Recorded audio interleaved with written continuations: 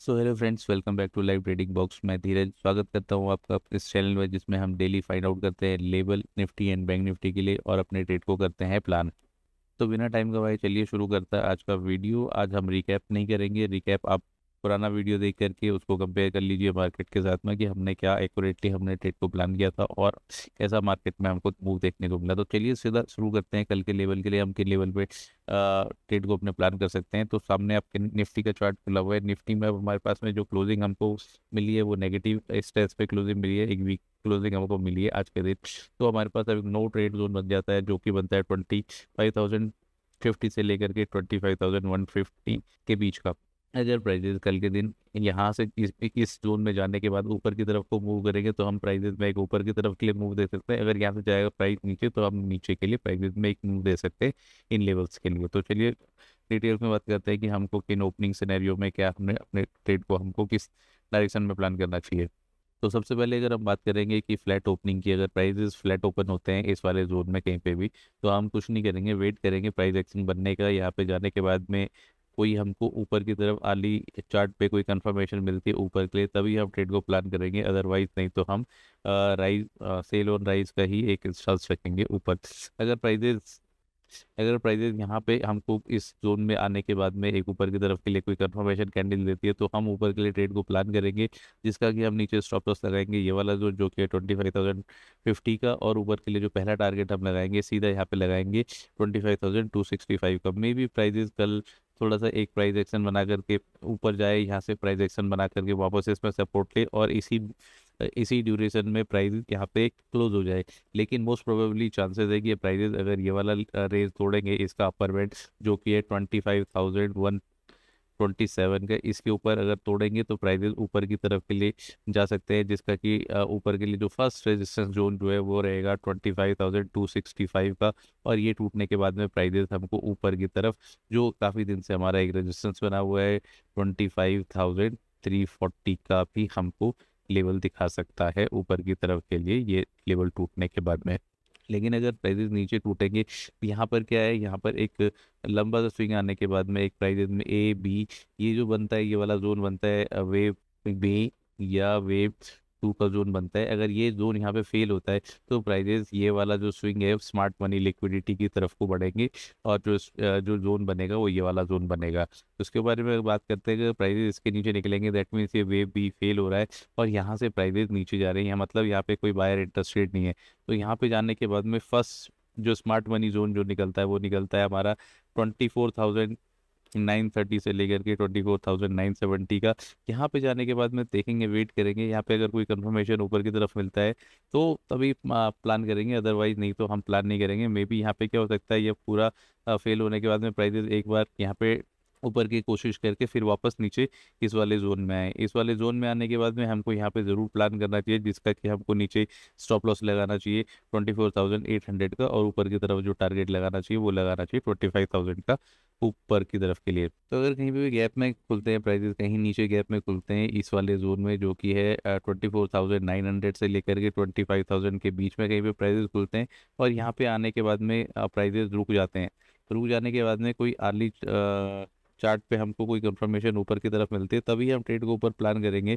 Otherwise हम blindly यहाँ पे कोई ट्रेड को प्लान नहीं करेंगे, क्योंकि क्या हो सकता है यहाँ पे एक नीचे की तरफ को मूव जाने के बाद में यहाँ पे बायर और सेलर तो दोनों वेट करेंगे कि एकदम से तो एंट्री बायर और सेलर नहीं करेंगे, वेट करेंगे, टेस्ट करेंगे कि किस में कितना दम है। बायर भी यहाँ पे कोशिश करेंगे थोड़ा थोड़ा खरीदने की, सेलर भी यहाँ पे नीचे पुश करने की कोशिश करेंगे। अगर यहाँ से प्राइजेस नीचे निकलेंगे तो दैट मीन्स बायर वीक है। तो यहाँ पे हम जाने के बाद में ये वाला जो जोन है यहाँ पे ये प्रॉफिट बुकिंग जोन होगा सेलर्स का। इस जोन में आने के बाद में हम एक बाइंग के लिए एंट्री ब्लाइंडली लेनी है तो ब्लाइंडली भी ले सकते हैं, जिसका स्टॉप लॉस हम छोटा सा रखेंगे 24,800 के नीचे और ऊपर के लिए जो टारगेट रखेंगे वो रखेंगे इसका अपर अपर बैंड ये वाले जोन का।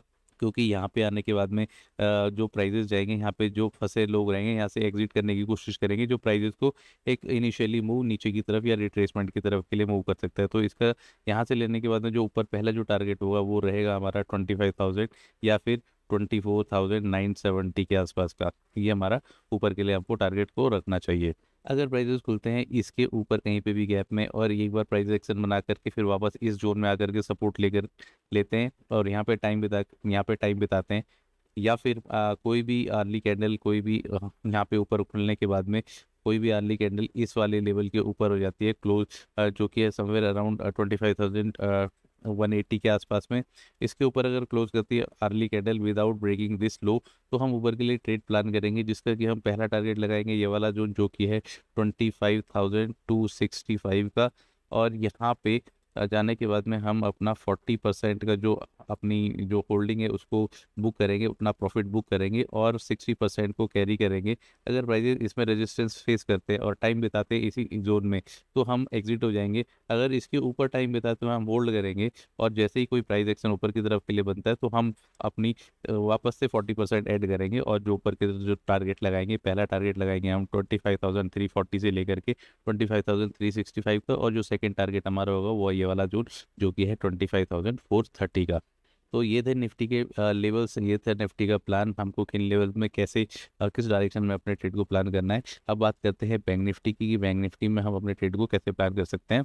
तो निफ्टी की तरह बैंक निफ्टी में भी हमको एक क्लोज नेगेटिव स्टांस पे मिला हुआ है, और ये क्लोजिंग जो बनती है, अब हमारे पास जो ओपनिंग सपोर्ट बनता है, जोन जो बनता है वो बनता है 56,667 का या फिर 56,800 का। यहाँ पे अगर प्राइजेस खुलते हैं इसके आसपास में कहीं पे भी प्राइजेस खुलते हैं या फ्लैट होकर के प्राइजेस इसके पास में आते हैं, और यहाँ पर आने के बाद में हमको कोई कंफर्मेशन अगर मिलती है ऊपर की तरफ के लिए, तो आपको एक 56,600 का स्टॉप लॉस के साथ में ऊपर के लिए ट्रेड प्लान करना चाहिए, जिसका कि हमको पहला टारगेट रखना चाहिए 56,900 का।